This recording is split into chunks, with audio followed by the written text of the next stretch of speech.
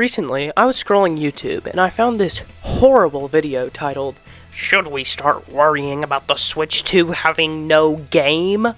Yes, game singular. And this video was awful.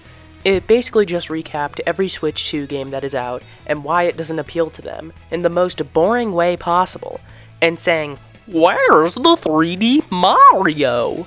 while also simultaneously saying that they were a quote-unquote massive Nintendo fan. Another thing that happened recently was Xenoblade Chronicles X got a Switch 2 edition, which is pretty cool, and it finally convinced me to pick up the game, and I'm going to buy it as soon as the physical edition releases. However, there were some people in the comments, for some reason, complaining that there was no Zelda 40th anniversary news, which, holy crap, Xenoblade isn't developed by Nintendo, it's developed by Monolith Soft. Why are we crying about no Zelda news under a Xenoblade announcement? Both of these situations got me wondering if Nintendo fans even play other games. And I don't even necessarily mean playing games on other consoles, I mean other Nintendo franchises other than 3D Mario and 3D Zelda. I understand the hype around 3D Mario and Zelda games. Majora's Mask is my second favorite game of all time. Breath of the Wild was one of the most revolutionary and fun games of all time. Mario has had some of the most fun platformers of all time with Galaxy, 3D World, and Odyssey. However, that doesn't mean Nintendo's lineup should be just filled with these games. When it comes to the average Nintendo fanboy, who says the Switch 2 has no games, the games they're mostly looking for are the 3D Mario, Mario Kart, 3D Zelda, Pokemon, and Smash.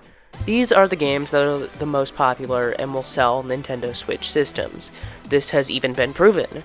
When Nintendo's financial reports were released, we saw that despite the controversy surrounding both Mario Kart World and Pokemon Legends EA, they both sold incredibly well.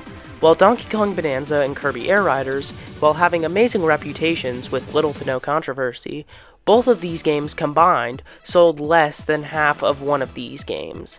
And this is just strange to me. Nintendo is one of the most creatively fulfilling companies of all time. We've gotten masterpieces from all sorts of different franchises spanning multiple different genres, like the first Chibi Robo, Metroid Dread, Xenoblade 3, Fire Emblem Three Houses, Yoshi's Woolly World, Kirby and the Forgotten Land, and so many more.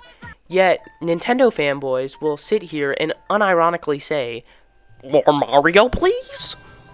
And well, I have two pieces of advice for anyone who is one of these quote-unquote Nintendo fans.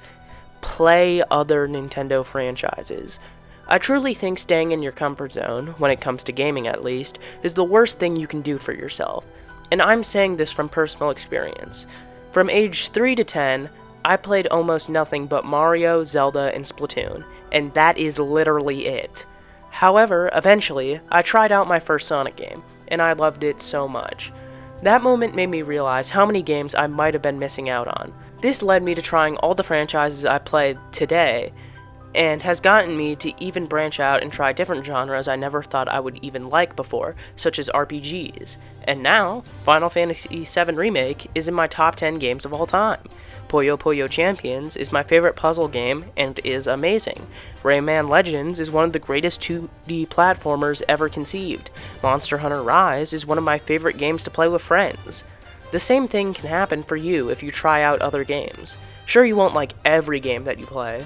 I wasn't able to get into Mega Man or Shadow Labyrinth or Gran Turismo. However, that's alright. You're not going to enjoy every game. However, I do think a couple of duds are worth it for the masterpieces you are able to experience when you come out of your comfort zone.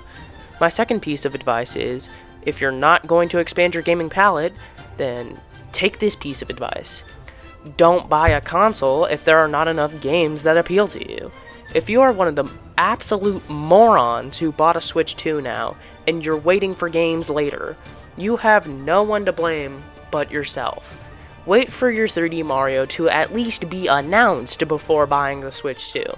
If you have bought a Switch 2 and no games appeal to you, and now you're saying the Switch 2 has no games, I genuinely think no one should take you seriously. However, that's all from me. Sorry if this was a little similar to my previous video on this topic. However, I do think this needs to be said, since this is the biggest topic in Nintendo discussion right now.